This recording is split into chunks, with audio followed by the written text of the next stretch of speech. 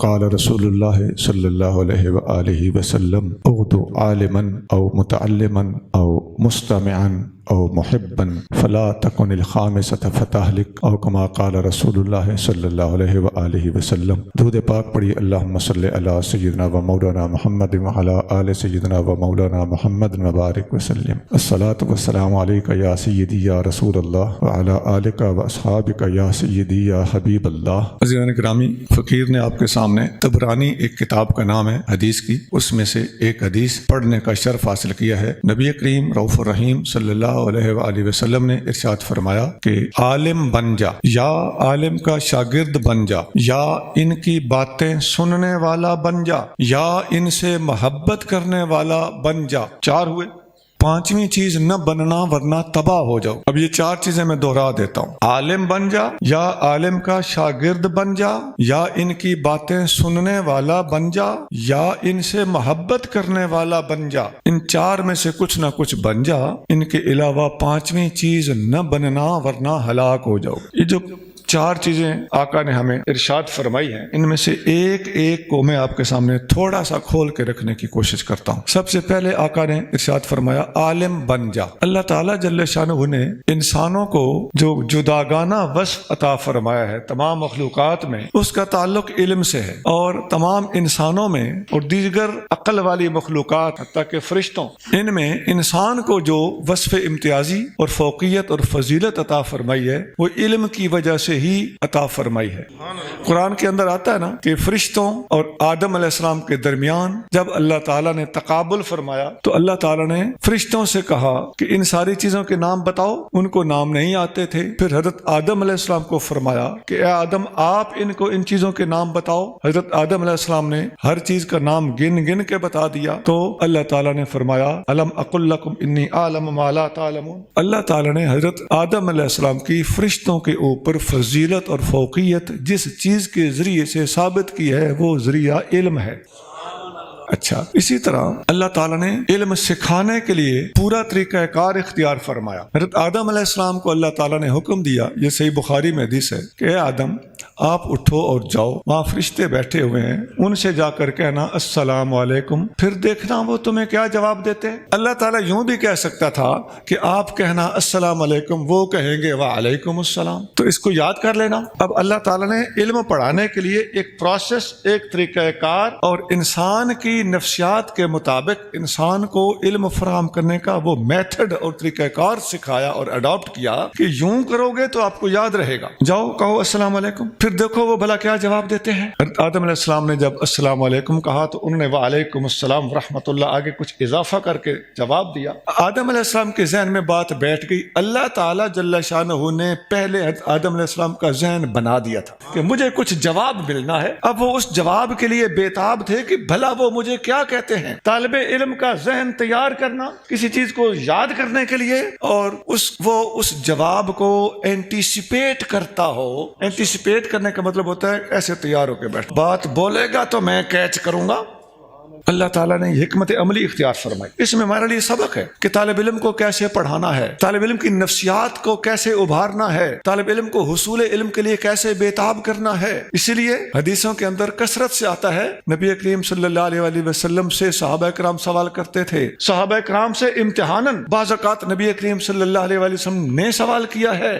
صحابہ کرام آپس میں، حضرت فاروق اعظم تمام صحابہ کرام میں اس معاملے میں جداگانہ شان رکھتے ہیں کہ آپ اگلے کا ٹیسٹ لینے، آزمانے کے لیے اور اس کو اسیس کرنے کے لیے سوال کرتے تھے۔ اسی طرح نبی کریم صلی اللہ علیہ وآلہ وسلم کو اللہ تعالیٰ نے قرآن سکھایا۔ الرحمن علم القرآن، رحمان ہے جس نے انسان کو، اپنے محبوب کو، حضور کی امت کو درجہ بدرجہ قرآن سکھایا، براہ راست کسی کو اور کسی کو بالواسطہ۔ بہرحال رحمان ہی ہے جس نے قرآن سکھایا، اور نبی کریم صلی اللہ علیہ وآلہ وسلم کی جو بنیادی ذمہ داری قرآن نے بتائی ہے، یعلمہم الکتاب والحکمہ، میرا نبی اپنے تمام امتیوں کو قرآن کی تعلیم بھی دیتا ہے اور حکمت کی تعلیم بھی دیتا ہے. یعلمہم سب کو تعلیم دیتا ہے. کس کی؟ الکتابہ کتاب کی، والحکمت اور حکمت. کتاب کی تعلیم حضور صلی اللہ علیہ وسلم نے ایک کو نہیں دی، دو کو نہیں دی، سب کو دی ہے. قرآن کہہ رہا ہے یعلمہم سب کو میرا محبوب سکھاتا ہے. یعلمہو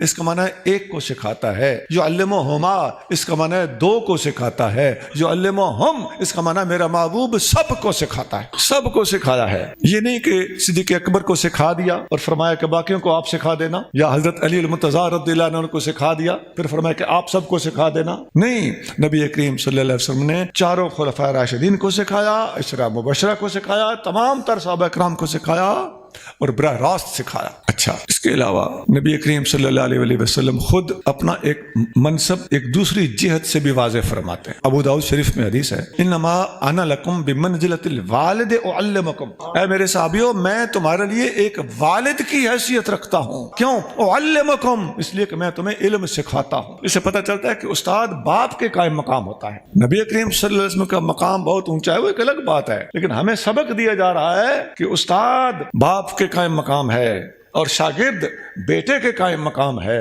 ان میں بے تکلفیاں اور دنیا دارانہ دوستیاں یاریاں اور آداب کو ترک کر کے تعلقات قائم رکھنا یہ بالکل جائز نہیں ہے. ادب اسی طرح رکھنا چاہیے جس طرح صحابہ کرام اور نبی پاک علیہ الصلوۃ والسلام کے درمیان ادب کا ایک حجاب موجود تھا، بالکل اسی طرح ادب کا یہ حجاب اور ادب کی یہ آڑ قیامت تک استاد اور شاگرد کے لیے آگے جاری و ساری ہے. شاگردوں سے یاریاں نہیں لگائی جاتی، شاگردوں کو بے تکلفیاں نہیں سکھائی جاتی، بلکہ ان کو ادب اور احترام بتایا، پڑھایا اور سکھایا جاتا ہے، اس کو مینٹین کیا جاتا ہے. نبی کریم صلی اللہ علیہ وسلم نے جن صحابہ کرام کو سکھایا اس کے البتہ کچھ طریقے ہیں جو براہ راست سکھانے میں مانے نہیں ہیں، کچھ استثنائی صورتیں ہیں، وہ میں عرض کر دیتا ہوں. نبی کریم رؤوف رحیم صلی اللہ علیہ وسلم نے ایک صحابی کو بھی سکھایا. نمبر 2، کئی صحابہ کو بھی سکھایا ہے. نمبر 3، ہزاروں صحابہ کو بھی سکھایا ہے. اور حجۃ الوداع کے موقع پر تقریباً 1.25 لاکھ صحابہ کرام کو سکھایا ہے. اور سوال ہوا ہے تو جواب دیا ہے. قرآن میں جگہ جگہ نہیں آتا، پہلے سپارے میں ہی یہ بات شروع نہیں ہو جاتی. یسألونک عن الاہلہ، آپ سے پوچھتے ہیں چاند کیا ہوتا ہے. یسألونک عن المحیض، آپ سے پوچھتے ہیں کہ عورتوں کے یہ ایام کیا ہوتے ہیں. یسألونک ماذا ینفقون، آپ سے پوچھتے ہیں کہ کیا خرچ کریں. یسألونک عن الروح، آپ سے پوچھتے ہیں روح کے بارے میں. تو ہر بات کے بارے میں اللہ فرماتا ہے قل قل قل، اب یہ جواب دے، اب یہ جواب دے، اب یہ جواب دے. علم سیکھنے سکھانے کا ایک بہترین ذریعہ سوال جواب ہے. یہ نبی کریم صلی اللہ علیہ وسلم نے سارے طریقہ کار اختیار فرمائے. ایک حدیث میں آتا ہے سلونی، آپ نے حدیث پڑھی ہوگی. جب منافقوں نے کہا کہ ان کو کیا پتا ہے، تو کہتے ہیں ہمارے نبی کو سارا کچھ پتا ہے، تو ہم ان کے اندر منافقت لیے بیٹھے ہیں، یہ ہمیں آج تک نہیں پہچان سکے. تو اس وقت نبی کریم صلی اللہ علیہ وسلم ممبر پہ کھڑے ہو گئے اور فرمایا ما بال اقوام طعنوا فی علمی، ان لوگوں کا کیا حال ہے جو میرے علم میں شک کرتے ہیں، میرے علم میں طعن کرتے ہیں. لا تسألوننی عن شیء فیما بینی و بین الساعة الا انبأتکم بہ، آج قیامت تک کے بارے میں جو سوال کرنا چاہو کر لو. پھر 1-2 سوال ہوئے بھی، حدیث آپ سنتے رہتے ہیں، میں شارٹ کر رہا ہوں. پھر آپ ثم قال سلونی، آپ فرمائے جا رہے تھے سلونی ثم نزل علی المنبر وهو یقول سلونی، آپ ممبر سے اتر آئے اور فرمائے جا رہے تھے پوچھ لو اور پوچھ لو اور پوچھ لو. سوالات کی اہمیت بتا رہا ہوں عزیزو. ایک حدیث میں آتا ہے حسن السؤال نصف العلم، سوال کرنے کا سلیقہ آدھا علم ہے. حضرت فاروق اعظم رضی اللہ تعالیٰ عنہ سے کسی نے کہا آپ اپنی علمی محفلوں میں اپنے شاگرد اور صحابی رسول اہل بیت کے ایک فرد حضرت عبداللہ بن عباس کو ضرور لے آتے ہو. یہ نوجوان ہیں، ہم ضعیف العمر صحابی ہیں، تو یہ ہمارے ساتھ کوئی اعتراض نہیں تھا، بات سمجھنے کے لیے پوچھ رہے تھے کہ ان کو آپ لے آتے ہیں، اس کی حکمت کیا ہے. فرمایا لہو لسان سؤول وقلب اقول، اس کے پاس پوچھنے والی زبان ہے اور سمجھنے والا دل ہے. ابن عباس فاروق اعظم سے بہت سوال کرتے تھے. ابن عباس فرماتے ہیں میرا سب سے پسندیدہ استاد عمر ہے. ابن عباس کے سب سے پسندیدہ، صرف استاد نہیں، سب سے زیادہ پسندیدہ استاد عمر فاروق ہے. اب آپ کو جاتے جاتے یہ بات بھی سمجھ آ گئی کہ جو ہستی حبر الامت ہے، ترجمان القرآن ہے اور افقہ الناس کا لقب جن کو دیا گیا، بڑے بڑے القاب ہیں، یہ شاگرد ہے فاروق اعظم. اور وہ خود فرما رہے ہیں کہ میرا سب سے پسندیدہ استاد عمر ہے۔ اچھا یہ حدیث پتہ کہاں ہے کہ میرا سب سے پسندیدہ استاد عمر ہے؟ ابن عباس فرما رہے ہیں یہ بخاری میں بھی ہے، مسلم میں بھی ہے، ابو داؤد میں بھی ہے، ترمذی میں بھی ہے، نسائی میں بھی ہے اور ابن ماجہ میں بھی، 6 کی 6 کتابوں میں ہے۔ حدثنی رجال مردیون فارداہم عندی عمر، الفاظ جس پر میں سب سے زیادہ راضی ہوں، جو میرا سب سے زیادہ پسندیدہ ہے وہ عمر ہے۔ یہ سیکھنے سکھانے کے حوالے سے میں نے کچھ معروضات پیش کر دی۔ ان لوگوں کو نبی کریم صلی اللہ علیہ وآلہ وسلم نے اس طرح سکھایا ہے کہ جس طرح ٹھوک ٹھوک کے بھر دیا جاتا ہے، نبی کریم صلی اللہ علیہ وآلہ وسلم نے ان کے سینوں کو علم و حکمت سے لبریز کر۔ ان میں سب سے بڑے عالم کا نام ابو بکر صدیق، اس پر امت کا اجماع ہے کہ سب سے بڑا عالم ابو بکر صدیق، اجماع ہے جی۔ ابن رجب نے لکھا ہے، عمدۃ القاری میں لکھا ہے، بے شمار دوسری کتابوں میں لکھا ہے۔ اور سیدنا صدیق اکبر رضی اللہ تعالیٰ عنہ کے بارے میں صحیح بخاری میں حدیث موجود ہے، ابو سعید خدری فرماتے ہیں کان ابو بکر اعلمنا، ابو بکر ہم میں سب سے بڑا عالم تھا۔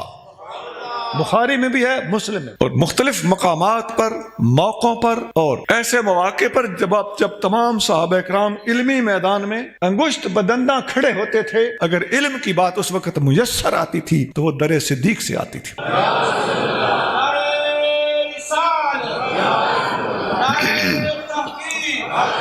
اس کی بہت ماشاءاللہ اس کی بہت مثالیں ہیں ہمارے پاس۔ ایک نعرہ لگانے لگے تھے، وہ لگا لیں، یا نبی کریم صلی اللہ علیہ وآلہ وسلم نے جب ہجرت کرنا تھی تو ہجرت سے پہلے حضرت مصعب بن عمیر کو نبی کریم صلی اللہ علیہ وسلم نے مدینہ منورہ میں وہاں کے لوگوں کو ایڈوانس علم سکھانے اور تربیت دینے کے لیے اپنے سے پہلے بھیج دیا تھا۔ یہ سیرت ابن ہشام اور اس قسم کی معروف کتابوں کے اندر بڑی تفصیل سے یہ واقعہ لکھا ہوا ہے کہ آپ نے ان کو بھیجا، ان کے ساتھ عبداللہ بن ام مکتوم تھے، اور وہ صحابہ کرام کے انصاریوں کے گھروں میں جا جا کر اس وقت تک پڑھاتے رہے جب تک نبی کریم صلی اللہ علیہ وسلم خود نہیں پہنچ گئے۔ اور مصعب بن عمیر کا نام تھا مقری، مقری کا مطلب ہوتا ہے قاری صاحب، پڑھانے والا، استاد جی ہماری زبان میں اگر کہا جائے تو ان کا نام استاد جی پڑا ہوا تھا۔ ان علماء، ان صحابہ کرام کی جداگانہ شان ہے کہ نہیں؟ میں نے بتایا تھا نا کہ ایک استثنائی صورت بھی ہے، حضور صلی اللہ علیہ وسلم نے ڈائریکٹ پڑھایا ہے، لیکن ایسی صورتحال میں اگر کسی کو بھیج بھی دیا ہو تو یہ ایک صورتحال بنتی تھی اور یہ ضرورت وقت تھی اور ایسا ہونا چاہیے تھا، آپ نے وہی کیا جو ہونا چاہیے تھا۔ اور اس کی میں کئی مثالیں دے سکتا ہوں، بہت کتابوں میں یہ لکھا ہوا ہے، صحیح بخاری میں لکھا ہوا ہے کہ ابن مسعود رضی اللہ تعالیٰ عنہ، حضرت سالم اور 4 صحابہ کرام کے حضور نے نام لیے، فرمایا ان سے بھی علم سیکھا کرو۔ لائق شاگردوں کی بعض کا ڈیوٹیاں لگا دی جاتی ہیں۔ اچھا، اسی طرح صدیق اکبر کے بعد سب سے بڑے عالم کو عمر فاروق کہتے ہیں، یہ بات یاد رکھنا۔ ابھی میں نے فاروق اعظم کی بات سنائی، ابن عباس کی بات سنائی، فاروق اعظم ان کے استاد ہیں، اور 6 کی 6 کتابوں میں لکھا ہوا کہ میرا سب سے پسندیدہ استاد عمر ہے۔ ایک حدیث بخاری شریف میں ہے، عزیزو لوگ ہمارے سامنے نا ابن عدی اور اس قسم کی کتابیں پڑھتے رہتے ہیں، ماشاءاللہ اس میں بھی کچھ باتیں ایسی ہیں جو قابل قبول بھی ہیں اور اس میں ضعیف بھی ہیں، لیکن ہم بخاری مسلم دکھاتے ہیں نا تو لوگوں کا ایمان اس قدر ضائع ہو چکا ہے کہ امام بخاری کے خلاف بولنا شروع کر دے گے، کلمہ حق قبول نہیں کریں گے۔ ماشاءاللہ صحیح بخاری میں ہے، نبی کریم رؤوف الرحیم صلی اللہ علیہ وآلہ وسلم فرماتے ہیں میں نے خواب دیکھا کہ میں نے خواب میں ایک پیالہ بڑا سا، جس کو ہم پنجابی میں چھنا کہتے ہیں، وہ میں نے دودھ کا پیا حتیٰ کہ دودھ میرے ناخنوں سے بھی جاری ہو گیا، اور میرا بچا ہوا دودھ میں نے عمر کو دیا تو عمر میرا بچا ہوا سارا دودھ پی گیا۔ بخاری شریف میں ہے۔ صحابہ نے پوچھا یا رسول اللہ اس دودھ سے کیا مراد ہے؟ فرمایا علم۔ تو اتنے بڑے عالم، ابن عباس جیسی شخصیت کے سب سے پسندیدہ استاد اور صدیق اکبر کے بعد سب سے بڑے عالم دین، اس ہستی کے علم کے ہم گن کیوں نہ گائیں؟ عزیزو ایک حدیث میں آتا ہے مستدرک حاکم اور دوسری کتابوں میں، حضرت عبداللہ بن مسعود رضی اللہ تعالیٰ عنہ کا ابن مسعود خود بہت بڑے عالم، ابن مسعود فرماتے ہیں ما سلکنا عمر طریق الا وقد وجدناہ سہلا، عمر نے ہمیں جو راستہ دکھایا، ہمیں لے کے عمر جس راستے پر چلا، ہم نے دیکھا وہ راستہ ہمیشہ آسان ہوتا تھا۔ ما سلک بنا، اس کا مطلب ہے عمر فاروق صحابہ کرام کے گائیڈ تھے، رہنما تھے، مہری تھے، اور آگے آگے چلتے تھے، صحابہ کرام ان کے پیچھے چلتے تھے۔ ہمیں عمر جس راستے سے بھی لے کے گزرا، ہم نے اس راستے کو ہمیشہ آسان پایا۔ وسئل عن امرأۃ وام ووالد فقال، آپ سے ایک سوال ہوا کہ ایک بندہ فوت ہوا ہے، اس کی ایک زوجہ ہے، ایک اس کی ماں ہے، مرنے والے کی ماں، ایک مرنے والے کا باپ ہے، یہ 3 رشتہ دار وہ چھوڑ کے فوت ہوا ہے، تو یہ حصہ کیسے تقسیم ہوگا؟ آپ نے فرمایا، اب فاروق اعظم کا جواب سنیں۔ ابن مسعود روایت کر رہے ہیں کہ ہم نے جب بھی عمر کا دامن پکڑا اور کسی راستے پہ وہ لے کے چلا، وہ راستہ ہمیشہ آسان ہوتا تھا۔ عمر فاروق رضی اللہ عنہ نے بلا تاخیر جواب دیا، بیوی کو 1/4 کیونکہ اولاد نہیں ہے، اور مرنے والے کی والدہ کو 1/3، فما بقیہ فہو لوالد، جو بچ گیا وہ والد کے لیے، سارا والد بطور اسبہ۔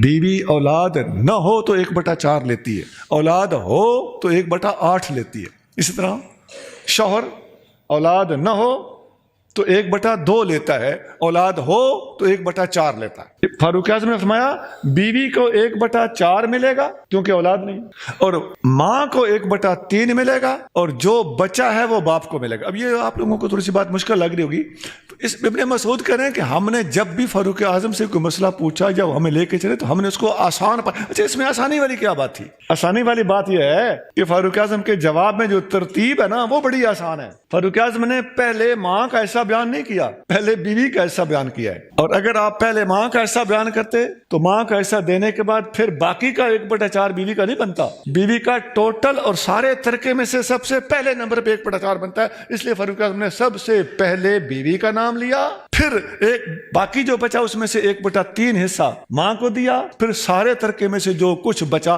تو جس کو باقی بچا ہوا دینا تھا اس کو فاروق اعظم نے آگے شفٹ کیا، اس کو بعد میں رکھا۔ یہ ہے طریقے سہل، یہ ان کا علمی مقام تھا۔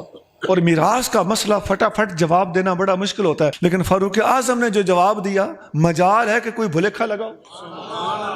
اب ایک اور بات سن لو، یہی حال علمی اعتبار سے 3 نمبر عثمان غنی کا ہے اور 4 نمبر سیدنا علی المرتضیٰ کا ہے رضی اللہ تعالیٰ۔ حضرت علی المرتضیٰ رضی اللہ تعالیٰ عنہ پر بھی ایک سوال ہوا، یہ علمی مقام ان کا اتنا بھاری اور بلند ہے کہ آپ کو جس طرح باقی تمام صحابہ کرام علم کو تقسیم کرتے رہے، کسی نے ہمیں قرآن جمع کر کے دیا، کسی نے ہمیں سب سے زیادہ حدیثیں روایت کر کے دیں، کسی کو نبی کریم صلی اللہ علیہ وآلہ وسلم نے علم کا امین قرار دیا۔ کس چیز کا امین؟ علم کا امین، امین الامت حضرت ابو عبیدہ بن جراح رضی اللہ تعالیٰ، یہ امت کے امین ہیں۔ امین کا مطلب خزانچی نہیں ہے، یہاں پر مسلم شریف میں حدیث ہے، نجران سے ایک وفد آیا، ادھر کچھ عرصہ رہا، مسلمان بھی ہو گئے، واپس جانے لگے، کہنے لگے یا رسول اللہ ہمیں کوئی بندہ ایسا دیں اپنے صحابیوں میں سے، ہمیں کوئی استاد فراہم کریں جو وہاں جا کر ہمیں پڑھائے اور وہ اسلام اور سنت کا امین ہو۔ 2 لفظ میں نے جو بولے ہیں نا حدیث میں، یہی 2 لفظ ہیں۔ کس کا امین ہو؟ اسلام اور سنت کا امین ہو۔ نبی کریم صلی اللہ علیہ وآلہ وسلم نے فرمایا میں کل تمہیں ایک بندہ فراہم کروں گا جو تمہارے ساتھ جائے گا، ہوا امین حق کا امین، جو ایسا امین ہے، امانت دار ہے، علم کی امانت کا اہل ہے جیسے امین ہونے کا حق ہوتا ہے۔ اب وہی صورتحال خیبر والے جھنڈے والی صورتحال یہاں بھی ہے۔ ساری رات خدا کی قسم حدیث میں آتا ہے صحابہ کرام اٹھ اٹھ کے دیکھتے رہے کہ صبح پتہ نہیں نا کس خوش نصیب کو یہ عزت دی جائے گی، کہیں مجھے نہ دی جائے، شاید مجھے یہ اعزاز مل جائے۔ یہاں بالکل وہی فاشرف الناس، لوگوں نے سر اٹھائے، اس انتظار میں تھے کہ شاید ہمیں یہ اعزاز مل جائے، لیکن صبح نبی کریم صلی اللہ علیہ وآلہ وسلم نے فرمایا این ابو عبیدہ بن الجراح، ابو عبیدہ بن جراح کون ہے، کہاں ہے؟ ان کو ابو عبیدہ بن جراح کو ان کے حوالے کیا اور فرمایا ہوا امین امتی حق کا امین، یہ میری امت کا امین ہے جیسے امین ہونے کا حق ہے۔ یہ علم کے حوالے سے بہت باتیں ہیں، میں آگے چلتا ہوں تو پھر کوئی نہ کوئی بات یاد آ جاتی ہے، یا آپ ذہن نشین کر لیں کہ صحابہ علم کے میدان میں ایک دوسرے سے بڑھ کر، ہاں ترتیب اگر دیکھنی ہے تو وہی جو افضلیت کی ترتیب ہے وہی ترتیب عالمیت کی بھی ہے۔ 4 نمبر پہ سیدنا علی مرتضیٰ رضی اللہ تعالیٰ جن کو نبی کریم صلی اللہ علیہ وسلم نے تخصیص فی ذکر کے طور پر فرمایا کہ انا مدینۃ العلم و علی بابہا، میں علم کا شہر ہوں اور علی اس شہر کا دروازہ ہے رضی اللہ تعالیٰ۔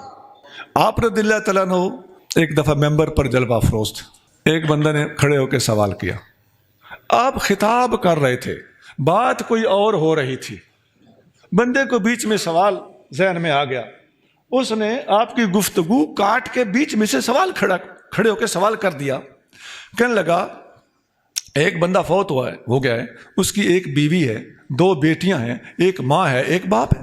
فاروق اعظم پر کیا سوال ہوا تھا؟ ایک بیوی اور ماں باپ۔ یہاں سوال ہے ایک بیوی، 2 بیٹیاں اور ماں باپ۔ سیدنا علی مرتضیٰ رضی اللہ تعالیٰ عنہ، اس بندے نے پوچھا بیوی کو کتنا ملے گا؟ بیوی کو اب بیٹیاں ہیں، اب اولاد موجود ہے، اب آپ پہلے ابھی میں نے بتایا نا، اولاد ہو تو بیوی کو کتنا ملے گا؟ بوجھو 1/، ماشاء اللہ کچھ تو سیکھ کے جاؤ گے نا آج۔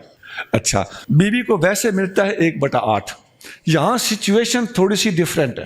یہاں ایک مسئلہ ہے میتھمیٹک کا، ریاضی کا۔ اس مسئلے کے اعتبار سے کچھ دوسرے وارثوں کے ہوتے ہوئے یہاں بیوی کا 8واں حصہ ڈسٹرب ہو گیا ہے، اور یہ سوال اتنا آسان نہیں تھا۔ اس ڈسٹربنس کو عربی زبان میں، میراث کی زبان میں اول کہتے ہیں، عین واو لام، اول۔ ایک رد ہوتا ہے اور رد کا الٹ اول ہوتا ہے، تو یہ اول کا مسئلہ ہے۔ تو سیدنا علی مرتضیٰ نے گفتگو اس بندے نے کاٹی، آپ نے کھڑوں کے بیچ میں سوال کرنے لگا، آپ نے اس کو 1 سیکنڈ میں جواب دیا اور اپنے گفتگو جاری رکھی۔ سیکنڈ میں جواب کیا دیا؟ فرمایا بیوی کو 9واں حصہ ملے گا، بیٹھ جا۔ اب حیرت کی بات ہے کہ فٹافٹ اتنا تیز اور جلدی جواب دینا۔ ابھی آپ نے میراث کا ایک سوال فاروق اعظم سے حل ہوتا ہوا دیکھا، اور ابن مسعود اس کی تصدیق اور تائید کر رہے ہیں اور تحسین کر رہے ہیں، وہاں اس کی سند صحیح ہے۔ یہ بھی دارقطنی میں ہے، سند اس کی ضعیف ہے، لیکن ایک بہت بڑی فضیلت ہے، اس اعتبار سے ہم اس حدیث کو قبول کرتے ہوئے بیان کر رہے ہیں۔ فقیر نے کچھ شعر لکھے ہیں اس واقعہ کے بارے میں۔ اس مسئلے کا نام ہے مسئلہ ممبریہ، کیونکہ آپ ممبر پر بیٹھے ہوئے تھے تو سوال ہوا، تو ممبر پر تشریف فرما ہوتے ہوتے فوری فل بدی جواب دیا۔ تو اس کا نام مشہور ہے علماء کے ہاں کتابوں میں، مسئلہ ممبریہ کا عنوان دے کر اس مسئلے کو علماء بیان کرتے ہیں۔ میں نے فقیر نے اس واقعے کو شعروں میں لکھا ہے، پوری ہماری کتاب ہے نظم الفرائض، میراث کے اوپر شعروں میں لکھی ہوئی کتاب ہے، پنجابی میں۔ یہ طالب علموں کو یاد کرانے کے لیے ہم نے اس کو پنجابی شعروں میں ڈال دیا ہے۔ ادھر ہم نے لکھا ہے ہک مسئلہ میں ہور چا دساں، وہ کئی پیچھے مثالیں چلی آ رہی ہیں، تو یہاں پہنچ کے فقیر نے عرض کیا ہک مسئلہ میں ہور چا دساں ممبریہ کہلاوے، بیوی 2 دھیاں تے ماپے جلدی سمجھ نہ آوے، شیر خدا دے ممبر اتے فل بدی فرمایا، بیوی لیسی 9واں حصہ 8واں اول ونجایا۔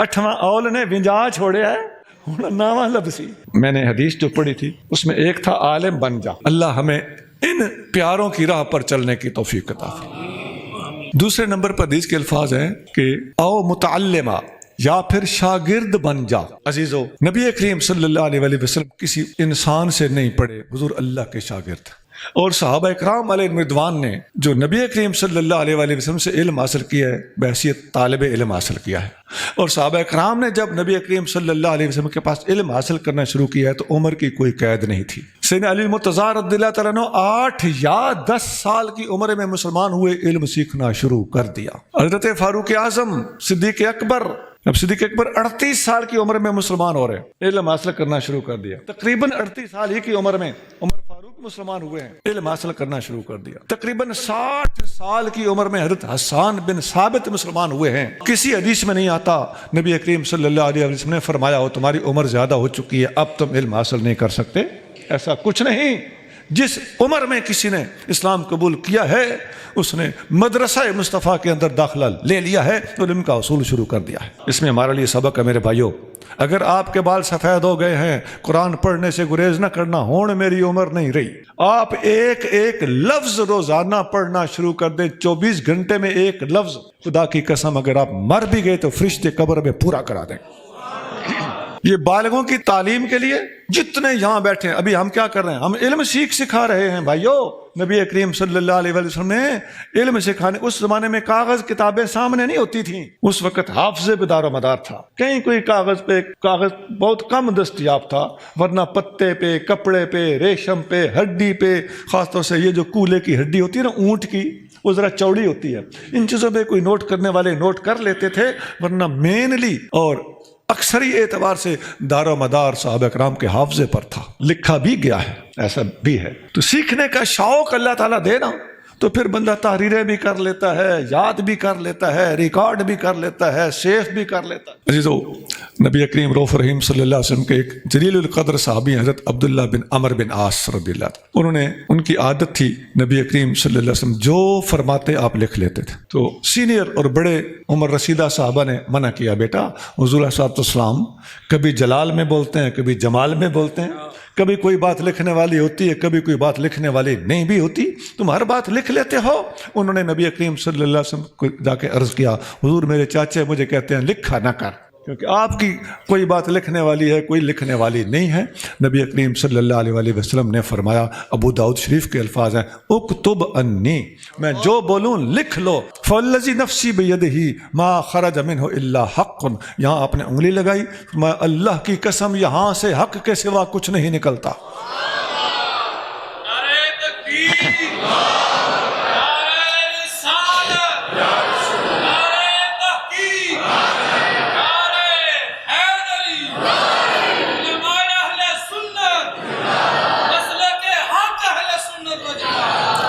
صحابہ کرام فرماتے ہیں ہمیں نبی کریم رؤوف رحیم صلی اللہ علیہ وسلم سکھاتے تھے، ہم سیکھتے تھے، اور ہمیں حضور صلی اللہ علیہ وسلم، بخاری کے الفاظ ہیں، ہمیں حضور صلی اللہ علیہ وسلم استخارہ کرنا اس طرح سکھاتے تھے جیسے قرآن کی آیت سکھاتے تھے۔ آج ہم لوگ استخارے کے بارے میں ذرا پیچھے، ہمارا ہاتھ سوڑا ہے، اسی کسی اور کو استخارہ کرنا، بہت زبردست موقع پہ بات فرمائی۔ یہ عجیب سا رواج نکلا ہے، ہمیں بھی فون آتے ہیں استخارہ کر دو، اور خدا کے بندو حدیث میں آتا ہے خود استخارہ کرو۔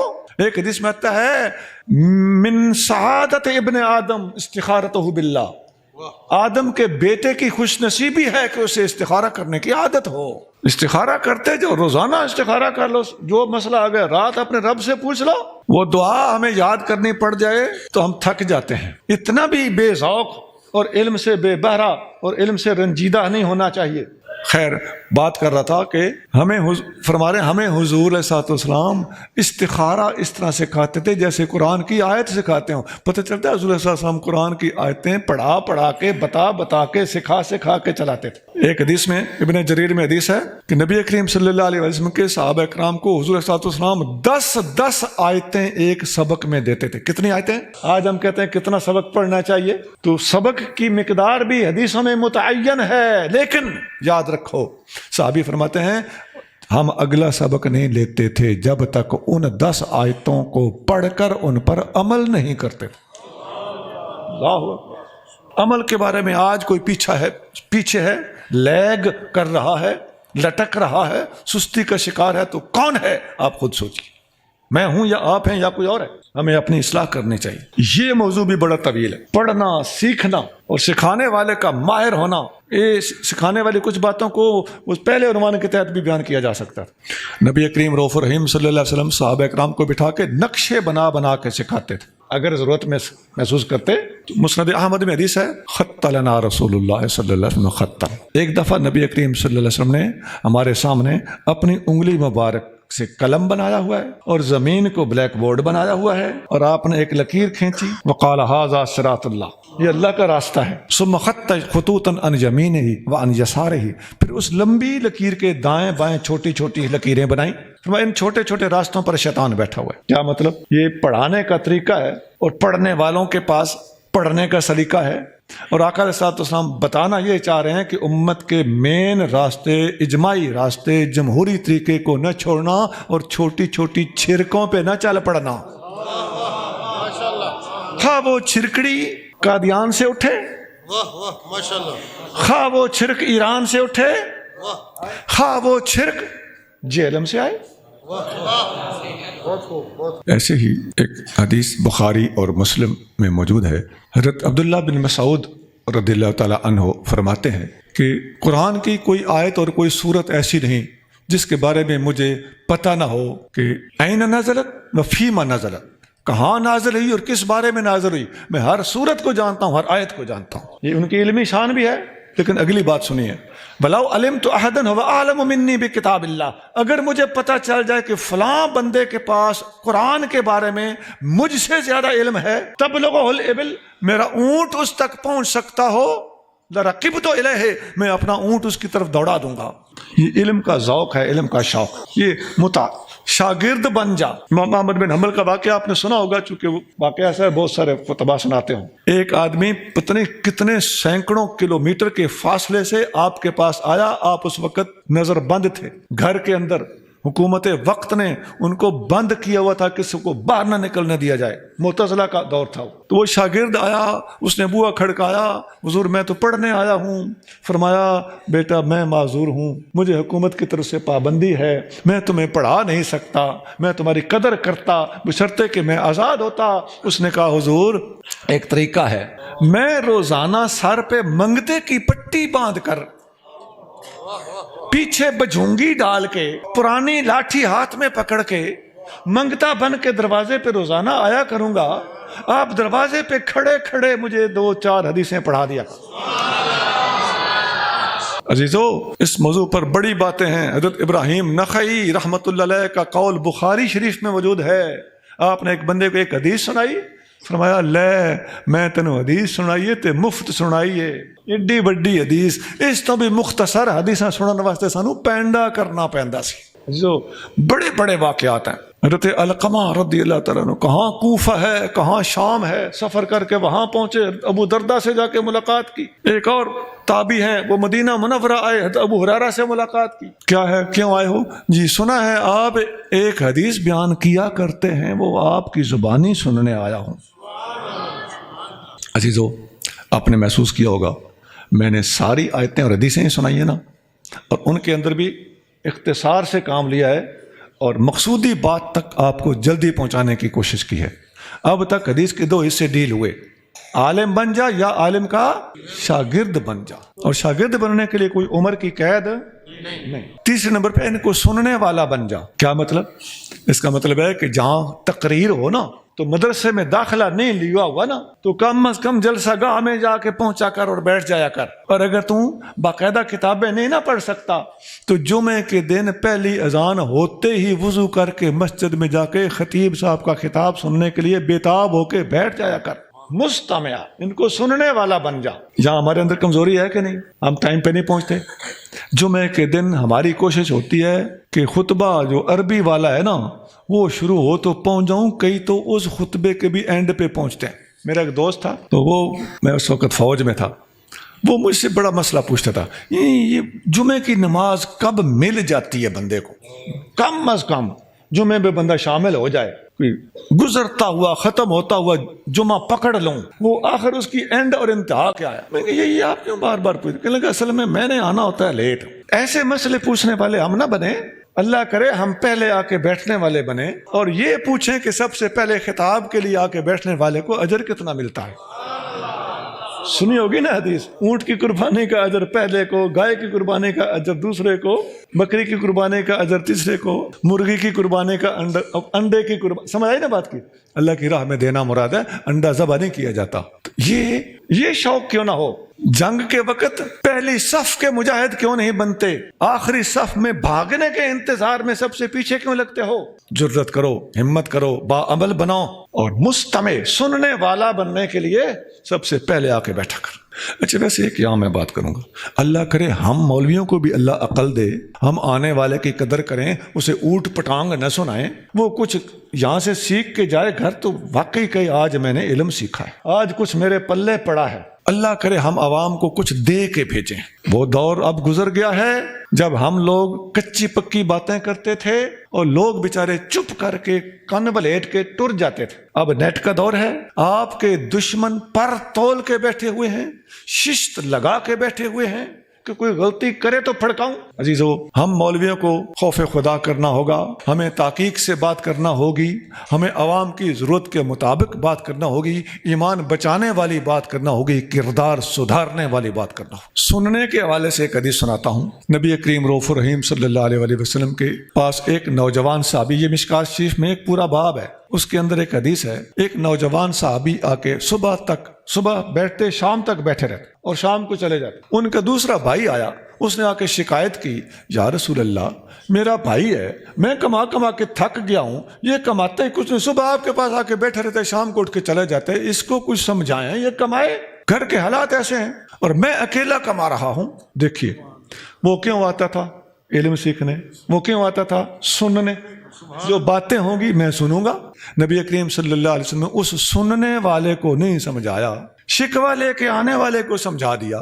فرمایا لعلک ترزق بہ, تمہیں کیا پتا, تمہیں جو ملتا ہے اسی کا صدقہ ملتا ہے. اللہ والوں کے پاس آ کے بیٹھے رہنے والے, باتیں سنتے رہنے والے, چپ کر کے بیٹھا. صحابہ کرام حضور صلی اللہ علیہ وسلم کے پاس آ کے ایسے بیٹھتے, مسلم شریف میں حدیث ہے کأنہم علی رؤوسہم الطیور, آ کے ایسے بیٹھے رہتے تھے چپ, جیسے ان کے سروں پہ پرندے بیٹھے ہوئے. سر ہلاؤں گا تو پرندہ اڑ جائے گا. یہ ادب احترام. جو چپ کر کے بیٹھا ہوا وہ کیا کر رہا ہے, سوال کر رہا ہے نہیں, جو بولا جا رہا ہے وہاں باتیں ہوتی ہوں گی, آنے والے آتے ہوں گے, آقا کچھ ارشاد فرماتے ہوں گے, پوچھنے والے سوال کرتے ہوں گے. سننے سے بڑا فیض ہوتا تھا. انس بن مالک رضی اللہ تعالیٰ فرماتے ہیں کہ نبی کریم صلی اللہ علیہ وسلم کے اوپر زیادہ سوال کرنے سے قرآن میں ہمیں منع کیا گیا تھا.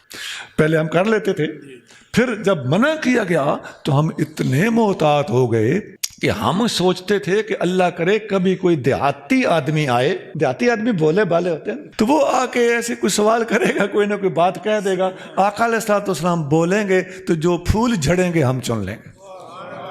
تو یہ دیہاتی آ کے سوال کرتے تھے, اور صحابہ کو بھی اس کے سوال کے جواب کے ضمن میں فیض مل جاتا تھا. حضرت فاروق اعظم رضی اللہ تعالیٰ عنہ فرماتے ہیں کہ میرا ایک پڑوسی تھا, وہ انصاری تھا, یہ بھی بخاری میں حدیث ہے. فرماتے ہیں ہم نے حضور کے پاس حاضر ہونے کے لیے اپنی باری بنائی ہوئی تھی. ایک دن میں گھر میں جا کے, ادھر بازار میں جا کے اپنے بچوں کے لیے کمائی کر لیتا تھا, اور وہ میرا پڑوسی آ کے باتیں سنتا تھا اور پھر مجھے بتاتا تھا آج یہ باتیں ہوئیں. اگلے دن میں حضور کے پاس آتا تھا, سارا دن بیٹھا رہتا تھا, باتیں سنتا تھا اور جا کے بتاتا تھا. میرا وہ بھائی اس دن کاروبار کر لیتا تھا بازار میں, اور میں بتاتا تھا کہ آج یہ باتیں ہوئیں. اگر آپ دھیان دیں تو ایک بات کروں, ایک حدیث میں آتا ہے, بخاری شریف میں حدیث ہے, ایک صحابی نبی کریم صلی اللہ علیہ وسلم کی سنت کے مطابق حاضر ہوئے. فاروق اعظم کا زمانہ خلافت تھا. آ کے انہوں نے 3 بار آواز دی, فاروق اعظم باہر نہیں نکلے. وہ صحابی واپس چلے گئے, ابو موسیٰ اشعری رضی اللہ تعالیٰ عنہ, وہ واپس چلے گئے. تو فاروق اعظم جب باہر آئے تو بتایا گیا کہ ابو موسیٰ اشعری آئے تھے. فرمایا مجھے بلا لیا ہوتا, بلاؤ ابھی ان کو. یہ صحابہ کا ادب کرتے تھے, خواہ وقت کا بادشاہ بن چکا ہو. بلایا گیا, ابو موسیٰ آپ آئے تھے, خیر تو تھی, مجھے بلا لیا ہوتا. حضور میں نے 3 بار آواز دی تھی, آپ نکلے نہیں.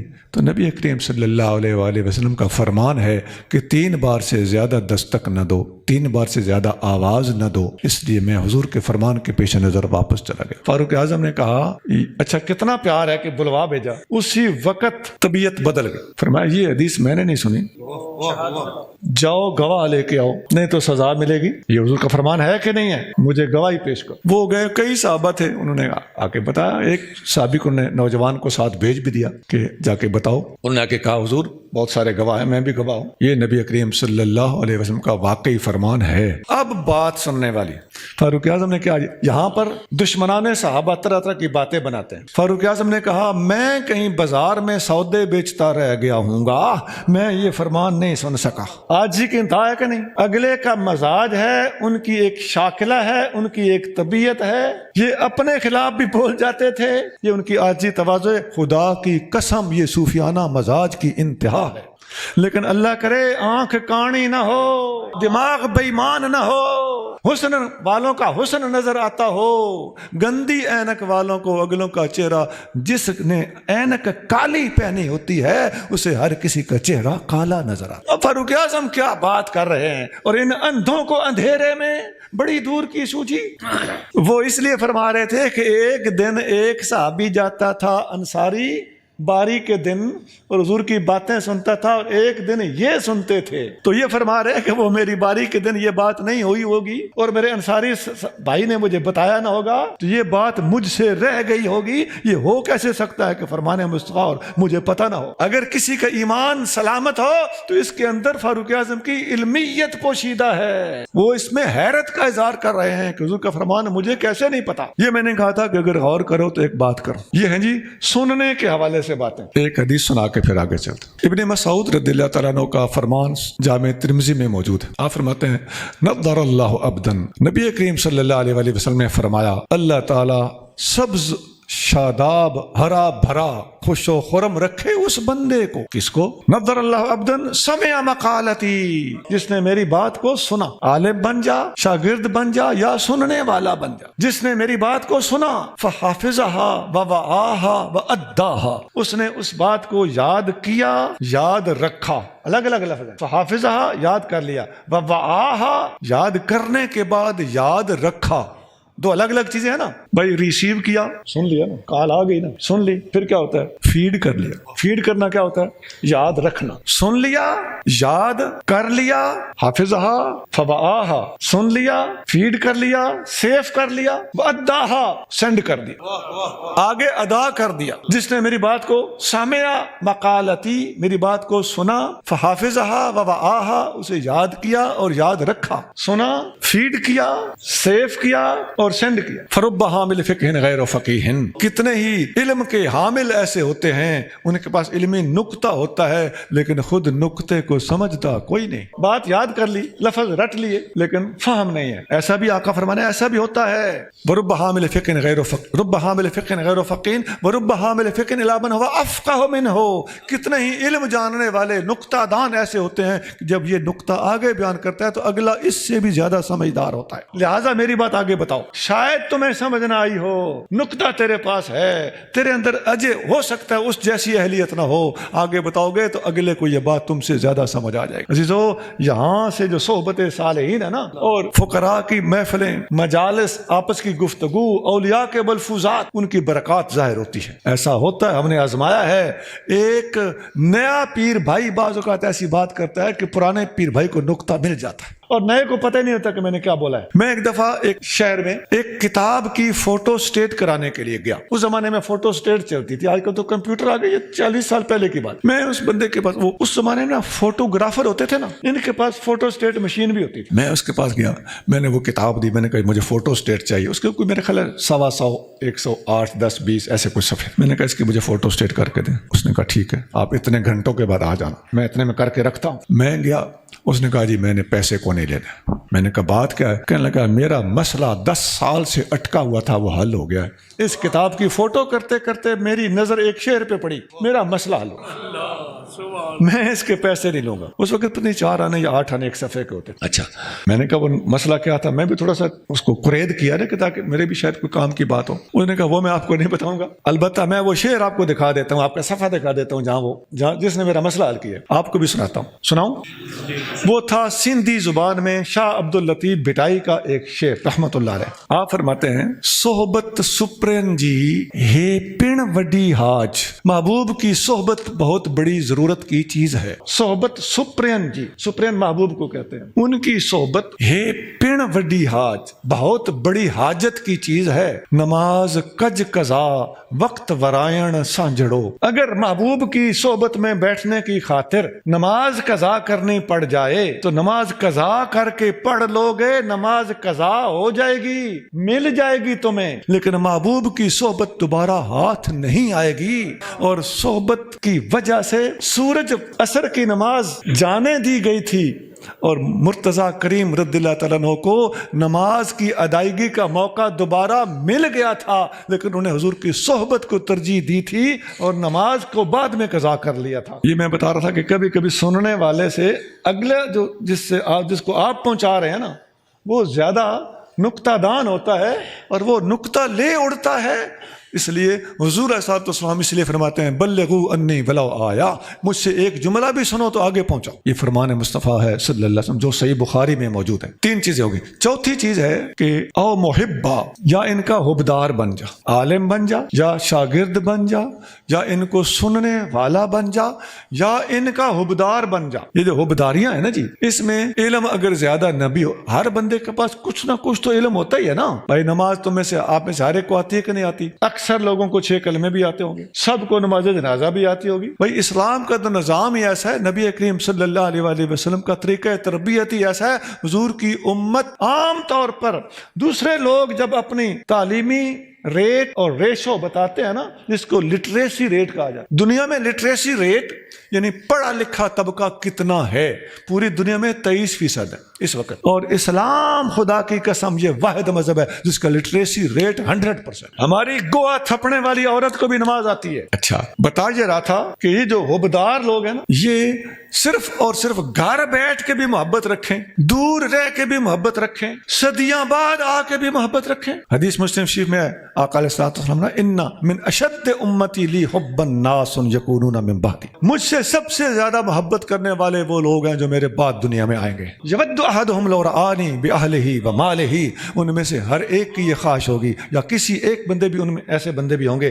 جن کی یہ خواہش ہوگی کہ کاش وہ مجھے ایک نظر دیکھ لیں، خواہ مال جائے خواہ جان جائے. اور ایک حدیث میں آتا ہے ثم بقا رسول اللہ صلی اللہ علیہ وسلم شوقاً الیہم، پھر جب اپنے ان محبت کرنے والوں کا ذکر کیا تو نبی کریم صلی اللہ علیہ وسلم خود بھی ان کے ساتھ ملاقات کرنے کے شوق میں رونے لگے. اچھا عزیزو، حدیث میں آتا ہے کہ المرء مع من احب، بندہ قیامت کے دن اسی کے ساتھ ہوگا جس کے ساتھ اس کی محبت ہو. یہ حدیث بار بار آتی ہے، مختلف کتابوں میں آتی ہے. ایک صحابی نے عرض کیا متی الساعۃ یا رسول اللہ، یا رسول اللہ قیامت کب آئے گی؟ فرمایا ما اعددت لها، تم اپنی بات کرو، کب جب بھی آئے گی تم نے تیاری کیا کی ہے؟ تو قال ما اعددت لها کثرت الصلاۃ ولا الصيام، یا رسول اللہ میں نے کوئی زیادہ نفل نہیں پڑھے اور نہ ہی کوئی میں زیادہ نفلی روزے رکھتا رہا ہوں، بس فرض ادا کرتا رہتا ہوں. تو الا وانی احب اللہ ورسولہ وابا بکر وعمر، صرف میرے پاس یہ سرمایہ ہے کہ میں اللہ اس کے رسول سے محبت کرتا ہوں اور ابو بکر اور عمر سے محبت کرتا ہوں.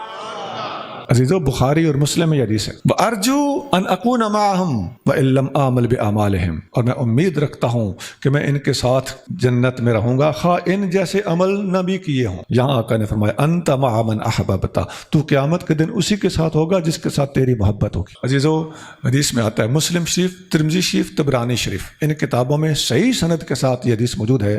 نبی کریم رؤوف رحیم صلی اللہ علیہ وسلم نے فرمایا لا تدخلون الجنۃ حتی تؤمنوا، اے میرے امتیو تم جنت میں ہرگز نہیں جا سکتے جب تک ایمان نہ ہوگا. ولا تؤمنون حتی تحابوا، اور ایمان والے نہیں ہو سکتے جب تک ہر بندہ آپس میں محبت نہیں کرے. یہ حدیث مسلم شریف میں ہے. بولو کس کتاب میں ہے؟ اسی مسلم بخاری میں یہ حدیث بھی ہے کہ انصاریوں کی محبت ایمان ہے، ان کا بغض منافقت ہے. اسی مسلم شریف میں یہ بھی حدیث ہے کہ علی کی محبت ایمان ہے، علی کا بغض منافقت ہے. بالکل ٹھیک. امام احمد بن حنبل روایت کرتے ہیں ابو بکر و عمر کی محبت ایمان ہے، ان کا بغض کفر ہے. ترمذی میں حدیث ہے عثمان غنی سے بغض رکھنے والے کا جنازہ حضور نے نہیں پڑھا. سب کی محبتیں ہمارا ایمان. لیکن یہ بات بھی ساتھ شامل کرو، فرمان مصطفیٰ ہے، مسلم شریف میں ہے، ترمذی شریف میں ہے، طبرانی شریف میں ہے، سند صحیح ہے. آقا نے فرمایا کہ تم سارے اس وقت تک مومن نہیں ہو سکتے جب تک آپس میں پیار نہیں ہوگا. اس کی روشنی میں دوسری حدیثیں بھی خود بخود واضح ہو گئی کہ محبت سے کیا مراد ہے اور محبت کا اصل مقصود کیا ہے. ہر مسلمان کی ہر مسلمان سے محبت اور موالات ہونی چاہیے. اس سے آگے کیا فرمایا؟ چوتھا حصہ چل رہا ہے نا، محبت، حبدار بن جا. اس کے اگلے الفاظ حدیث کے وہ آپ کے لیے بڑی آسانی کا باعث ہے. نبی کریم صلی اللہ علیہ وسلم نے فرمایا میں تمہیں وہ طریقہ بتاؤں جس سے تمہاری محبت ایک دوسرے کے ساتھ زیادہ ہو جائے؟ جی یا رسول اللہ، فرمائیے. سبحان اللہ. فرمایا افشوا السلام، ایک دوسرے کو السلام علیکم کہا کرو، سلام کو زیادہ سے زیادہ پھیلاؤ، اس سے محبت بڑھتی. ایک اور بات کروں عزیزو، نماز میں کھڑے ہو تو صف سیدھی کیا کرو، صف سیدھی کرنے سے محبت بڑھتی. حدیثیں یاد آ رہی ہوں گی علماء کہ صف سیدھی رکھو، صف ٹیڑھی نہ کرو ورنہ تمہارے دل ٹیڑھے ہو جائیں. دل ٹیڑھے ہوئے تو نفرتیں بڑھی اور دل سیدھے ہوئے تو محبتیں بڑھی. اسی طرح حدیث میں تحافو تحابو، ایک دوسرے کو تحفے دیا کرو، اس سے بھی محبت بڑھتی ہے. یہ محبت بڑھانے کے مختلف طریقے ہیں. ایک بات اور بھی یہاں تھوڑی سی قابل توجہ ہے. یہ جو ہوتے ہیں نا محبت کرنے والے لوگ، ان میں سے اکثر لوگ یہی وہ لوگ ہوتے ہیں جو عالم بھی نہ بن سکے، شاگرد بھی نہ بن سکے، زیادہ علم بھی نہ پڑھ سکے اور سننے کے لیے بھی ٹائم نہ نکال سکے، لیکن گھر بیٹھ کے دین سے محبت کرتے ہیں. دور رہ کے بھی جب محبت کرتے ہیں تو محبت کی ایک باریک سی ڈوری ہے جو مدینے کا فیض ان کے گھر بیٹھے ان کے دلوں میں انڈیلتی رہتی. یہی طریقہ فیض حضرت اویس کرنی نے اختیار کیا تھا. اویس کرنی کے پاس کیا تھا؟ حضور کے پاس آ کے سیکھا، حضور کے شاگرد بنے، حضور کو آ کے سنا، گھر بیٹھے محبت کی، حضور نے وہیں سے فیض یاب کر. محبت میں بڑی جان ہے عزیزو. اللہ تعالی ہمیں اس محبت کی دولت سے مالا مال فرمائے. اور محبت کرنے والوں کے بارے میں ایک بات اور بھی یاد رکھنا، یہی وہ لوگ ہوتے ہیں جو آڑا وقت آتا ہے نا دین پر، تو جو دین اسلام کی حمایت کرنے کے لیے سب سے زیادہ ایڑی چوڑی کا زور لگاتے ہیں، وہ یہی عوام ہوتے ہیں، یہ حبدار لوگ ہوتے ہیں۔ یہی وہ لوگ ہیں جو مدرسوں کو، مساجد کو، علماء کو دین کا کام کرنے کے لیے فنڈنگ کرتے ہیں، یہ لوگ سب سے آگے ہوتے ہیں۔ اور ایک اور گزارش، آپ ذرا 4 چیزوں کو دوبارہ دیکھیں نا، عالم، شاگرد، سننے والا، حبدار، سب سے زیادہ یہ حبدار ہوتے ہیں۔ حدیث میں آتا ہے کہ ان اکثر اہل الجنت البل، جنت میں اکثریت بولے لوگوں کی ہوگی، یہ حبدار لوگ، اور اس وقت بھی دنیا میں بھی اکثریت انہی کی ہے۔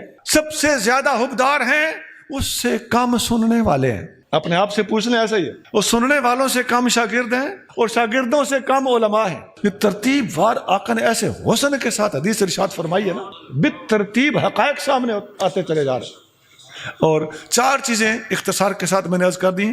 5ویں چیز اور آخری چیز ہے، حضرت نبی کریم صلی اللہ علیہ وسلم نے فرمایا کہ وَلَا تَكُنْ لِلْخَامِسَةِ فَتَهْلِكَ، ان 4 سے ہٹ کے 5ویں چیز نہ بننا، ہلاک ہو جاؤ گے۔ عزیزو، مجاہد تابعی ہیں، وہ یہ حدیث پڑھا رہے تھے، شاگردوں نے کہا کہ حضرت یہ 5واں کون ہوتا ہے جو ہلاک ہو جائے گا، ان 4 میں سے نہیں ہے، تھوڑی سی اس کی وضاحت فرمائے۔ آپ نے فرمایا کم از کم 5واں بندہ نہ بنو کا مطلب ہے کہ کم از کم علماء کا مخالف تو نہ بن۔ یہ اس دور کے اعتبار سے دیکھا جائے نا تو من وجہن، ایک خاص اعتبار سے یہ 5واں نقطہ جو حضور نے فرمایا ہے پہلے 4 نقطوں پر فائق، یہ الہاد ہے علماء کا مخالف بن جانا۔ بابے تے شاہی کوئی نہیں، کم از کم ظالم علماء کا، مشائخ کا، اولیاء کا، بابوں کا مخالف تو نہ بننا، زبان درازی تو نہ کرنا ان کے بارے میں۔ ان مشکل حالات میں یہ بیچارے دین کی خدمت کر رہے ہیں، 10-10 15-15 20-20 ہزار، صرف 25-25 ہزار، 30-30 ہزار تنخواہیں لے کر۔ ایک مزدور کی تنخواہ بھی اس وقت 25-30 نہیں ہے، اور دین کا کام کرنے والے، خدا کی قسم میرے دوستوں کو پتہ ہے، میں علماء کے پاس اگر جاؤں نا تو میں تو غریب سا مسکین سا آدمی ہوں، اگر مجھے اللہ توفیق دے نا میں 100-200 کسی مدرسے میں بیٹھا ہوا کسی عالم کو دوں، میں ہمیشہ کہتا ہوں حضرت یہ آپ کی ذاتی خدمت ہے، مدرسے کے لیے میں نہیں دے رہا، میری کوشش ہوتی ہے کہ میں علماء کی خدمت کروں، اور مجھے یقین ہے کہ اس عالم دین کی خدمت، مدرسے کی خدمت بھی بڑی چیز ہے، لیکن ان حالات میں ایسے عالم کی خدمت جو مدرسہ چلا رہا ہے اس کی خدمت مجھے دوسری خدمت سے بڑھ کر لگتی۔ تو کم از کم ان کا دشمن، ان کا مخالف نہ ہو۔ اللہ تعالی ہمیں ان 5 نقطوں کو سمجھنے کی توفیق عطا فرمائے، عمل کرنے کی توفیق عطا فرمائے۔ اس جامعہ کو اللہ تعالیٰ برکتیں عطا فرمائے، اور جن 2 بزرگ ہستیوں کا یہ عرس مبارک ہے، اللہ کریم ان کے درجات کو بلند فرمائے، اور ان کے پسماندگان کو، ان کے مشن کو جاری رکھنے کی توفیق عطا فرمائے۔ سبحان ربک رب العزت عما یصفون وسلام علی المرسلین والحمد للہ۔